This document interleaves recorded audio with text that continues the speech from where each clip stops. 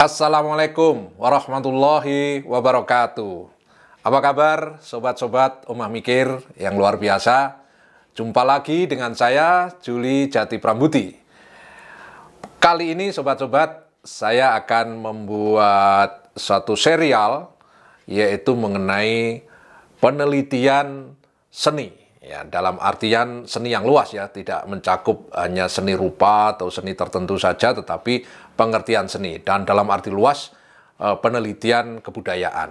Nah, kawan-kawan, ini tentu materi yang sangat panjang ya sebenarnya, karena kalau di dalam Anda sedang sekarang ini statusnya mahasiswa misalkan, baik ada di S1, S2, S3, soal penelitian ini selalu dituntut dan harus melahirkan sebuah karya penelitian, baik itu bentuknya nanti sebuah skripsi atau tesis atau disertasi. Nah, karena itu serial ini saya peruntukkan untuk Anda semua ya, para mahasiswa yang sedang ada di S1, S2 maupun S3. Nah, mengingat seri ini panjang, maka ini nanti akan tidak berlangsung lama ya. Jadi kita bagi-bagi per topik ya, sehingga kita akan mampu secara ya memahami apa saja yang harus dilakukan di dalam penelitian ya, sehingga Anda akan mampu melahirkan sebuah karya penelitian yang baik ya. Dan diharapkan Indonesia ke depan itu membutuhkan tenaga ahli yang betul-betul memiliki kompetensi di dalam riset atau penelitian. Nah, tentu ini yang di negara kita itu masih sangat kurang, ya, sangat kurang.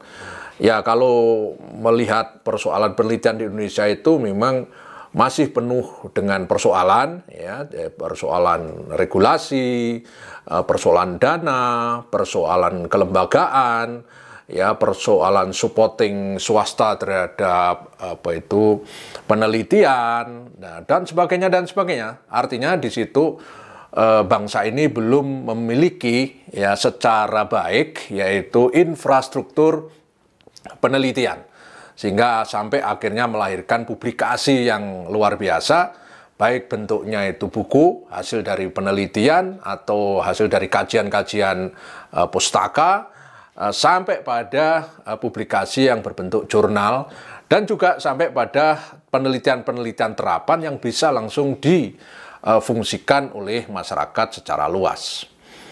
Nah, tidak ada bangsa yang maju ya kemudian tanpa ada tradisi penelitian yang kuat. Ya, jadi kalau ini kita tidak berpihak di sini, ya, artinya penelitian tidak dibangun sejak basic, artinya keinginan menjadi seorang peneliti itu kemudian dididikkan sejak dini, ya, jadi rasa ingin tahu, ya, jadi terus bertanya, sikap terus bertanya, sikap kritis terhadap segala hal. Kalau itu tidak dididikkan sejak awal, ya, itu memang kemampuan kita ya atau bangsa Indonesia ini di dalam hal penelitian ya antara maju dan mundur begitu. Jadi artinya tidak bergerak ya. Nah, saya dalam video kali ini tidak bermaksud untuk mengajak mengkritisi problem itu, tidak. Itu silakan aja membaca banyak informasi, banyak publikasi, banyak media yang telah mewacanakan itu, ya silahkan Anda membaca dan bagaimana setelah paham dan menyikapi semuanya itu dengan cara kita tetap melakukan upaya-upaya konstruktif ya dalam hal meningkatkan kualitas diri dalam hal penelitian. Nah, intinya problem-problem penelitian Indonesia itu masih sangat luar biasa terbuka ya, karena itu butuh pemikiran bersama-sama.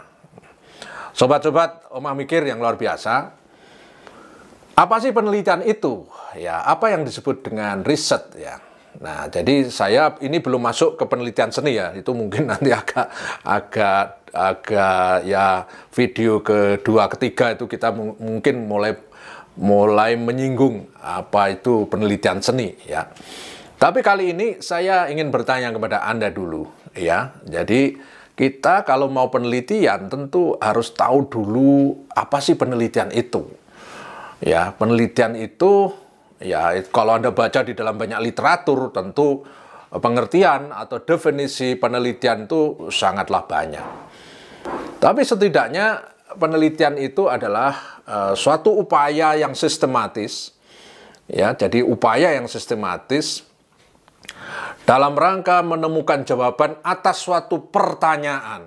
Ya, jadi, nah tentu pertanyaan itu pertanyaan serius, pertanyaan yang penting, pertanyaan yang menarik, dan pertanyaan yang nanti jawabannya itu akan memecahkan suatu problem besar di situ.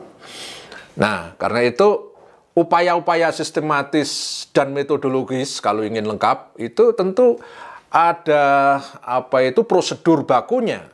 Ya, karena kalau di dalam dunia sains atau ilmu pengetahuan itu kita harus setia pada satu metodologi tertentu yang kita pakai di dalam penelitian itu. Karena itu disepakati oleh satu komunitas ilmuwan sedunia sehingga kita mau tidak mau harus berada di dalam arus itu. Nah, kawan-kawan, penelitian itu jelas dalam rangka untuk menginvestigasi ya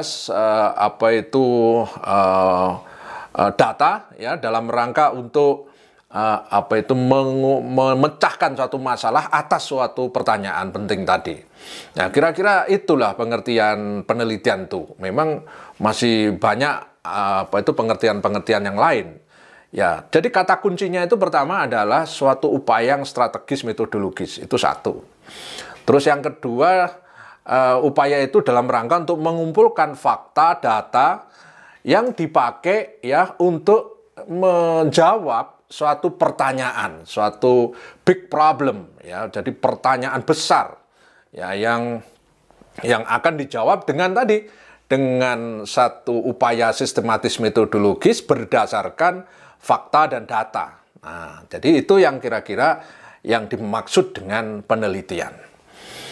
Nah, penelitian itu kawan-kawan tentu bertitik tolak dari sebuah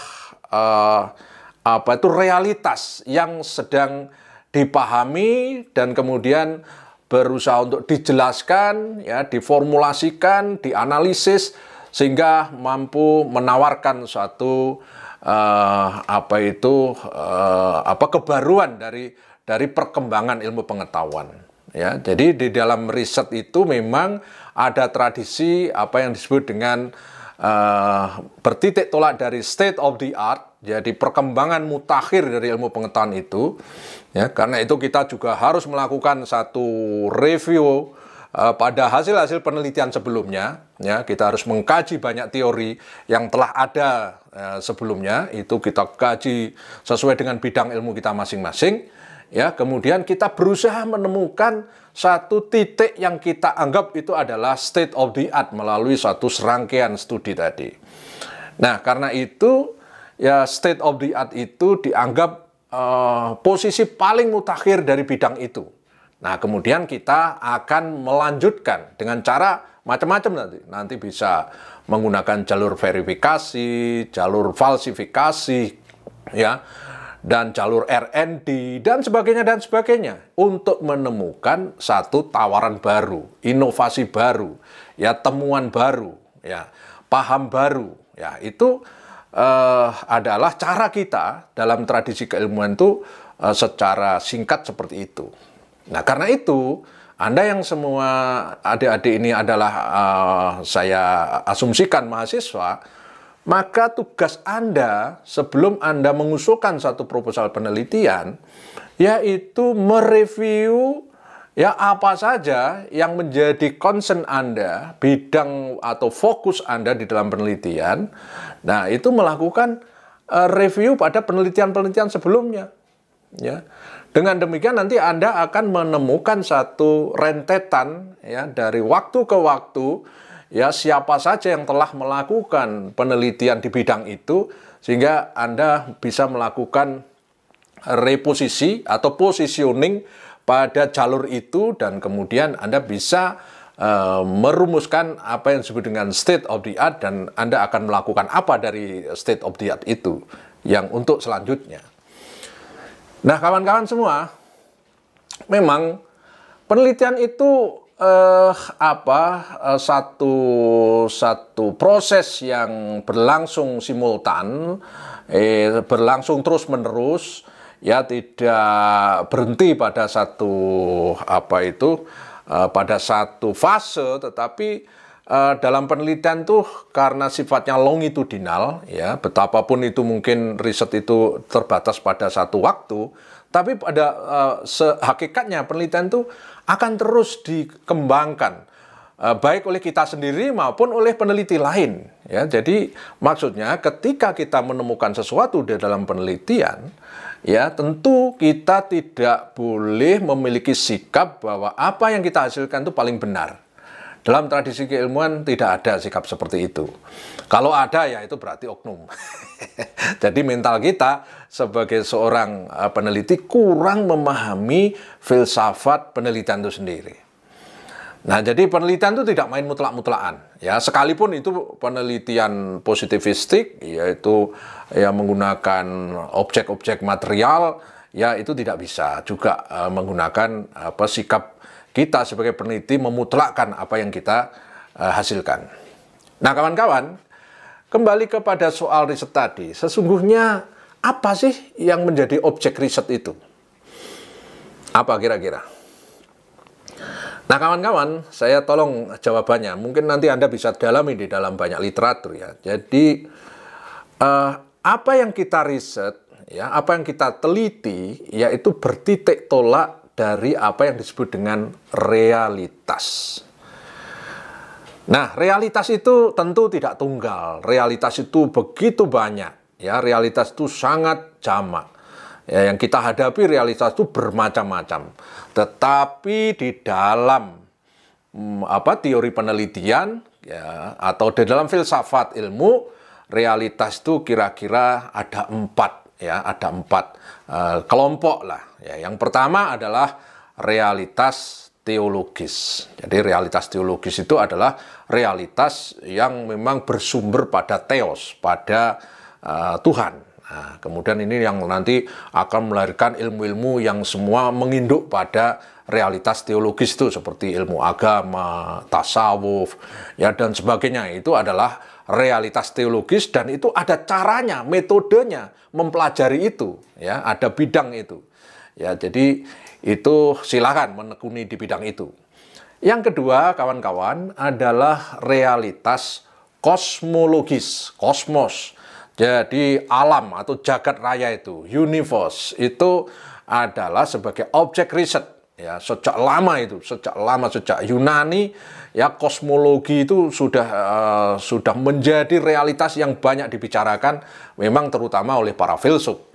Tapi belakangan setelah era Yunani klasik, ya kemudian masuk ke abad pertengahan dan kemudian sampai revolusi ilmu pengetahuan, itu kosmologis itu menjadi realitas yang laris manis di riset, sehingga melahirkan suatu kajian-kajian ilmiah yang luar biasa ya di dalam jalur ilmu sains yang memang objek risetnya atau realitas yang diamati adalah kosmologis dalam arti fakta fisiknya. Ya, disitulah kita mengenal ilmu astronomi, lalu kimia, biologi, fisika, ya dan sebagainya itu adalah bertitik pangkal dari realitas kosmologis.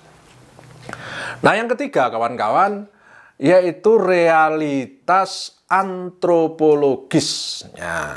Nah, tentu dari kata antropos artinya manusia, ya bahwa realitas itu berpangkal pada manusia dan kehidupannya.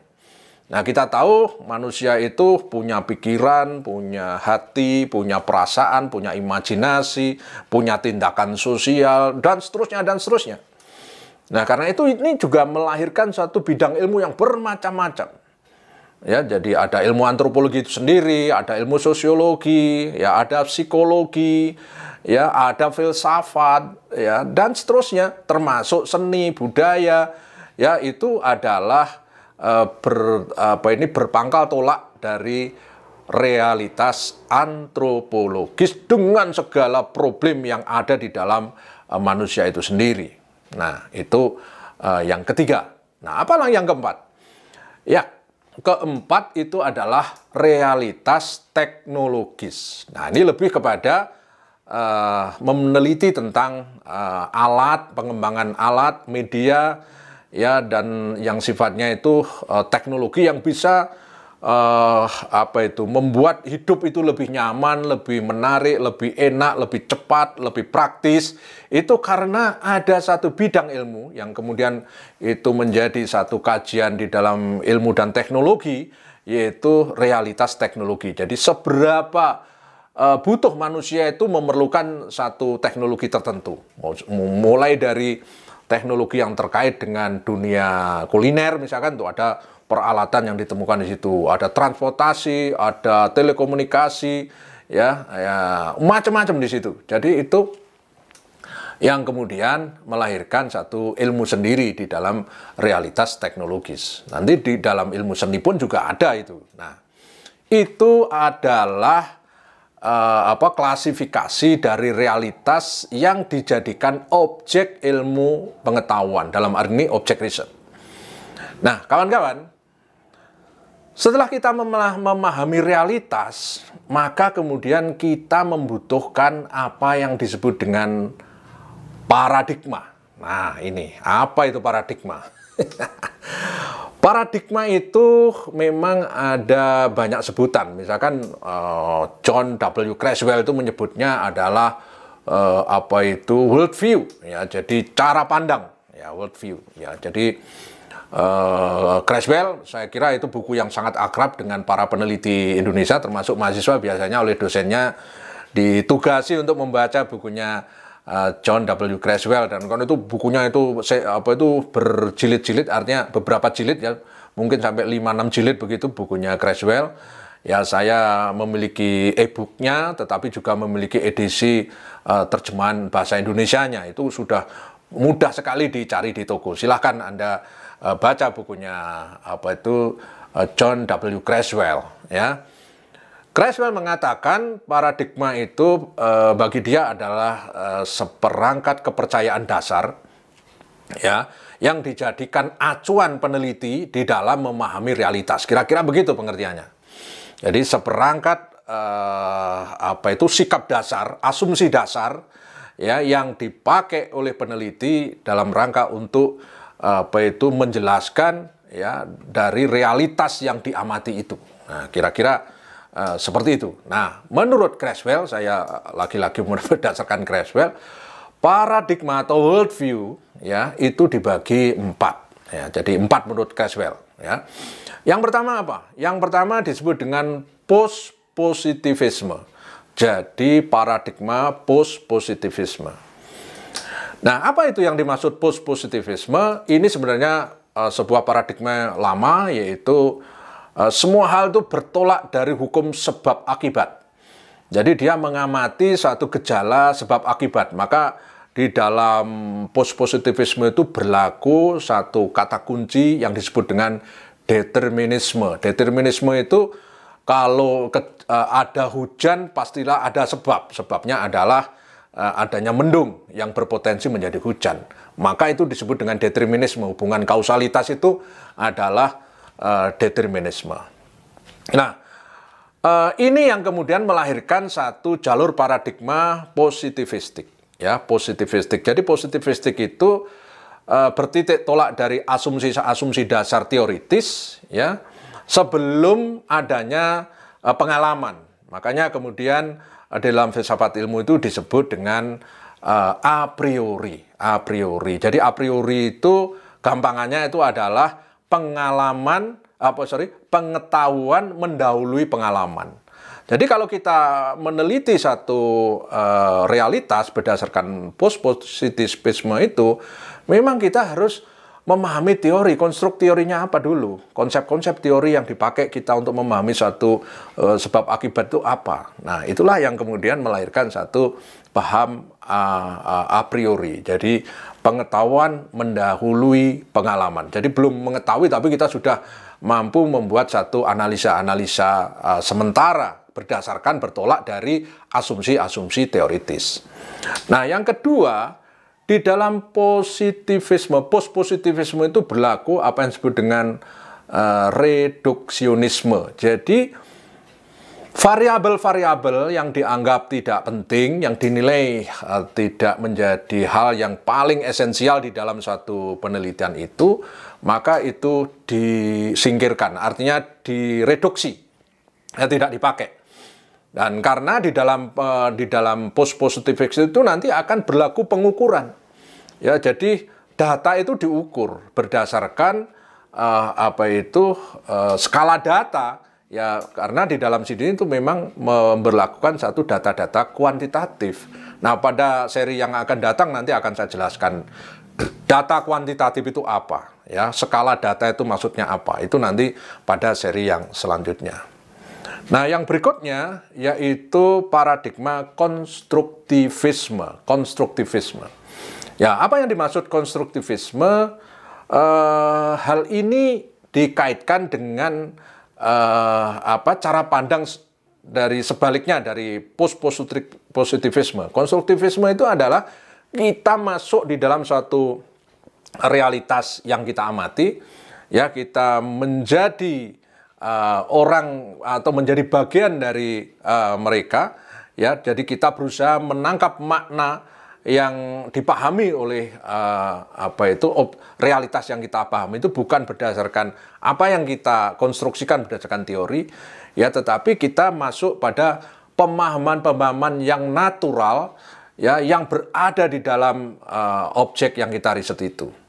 Nah, ini yang kemudian melahirkan satu pandangan apa yang disebut dengan emik, ya, emik. Jadi emik itu apa yang kita catat, apa yang kita observasi itu adalah berdasarkan apa kata mereka, alam pikiran mereka seperti apa. Sehingga kesimpulannya itu adalah sebuah konsep, sebuah pemahaman yang kita rumuskan berdasarkan narasi-narasi yang diciptakan oleh mereka. Nah, ini adalah konstruktivisme. Nah, ini nanti ke depan melahirkan satu pendekatan penelitian kualitatif atau naturalistik. Nah, kira-kira itu ya singkatnya. Nah, yang kemudian yang paradigma yang ketiga adalah paradigma partisipatoris.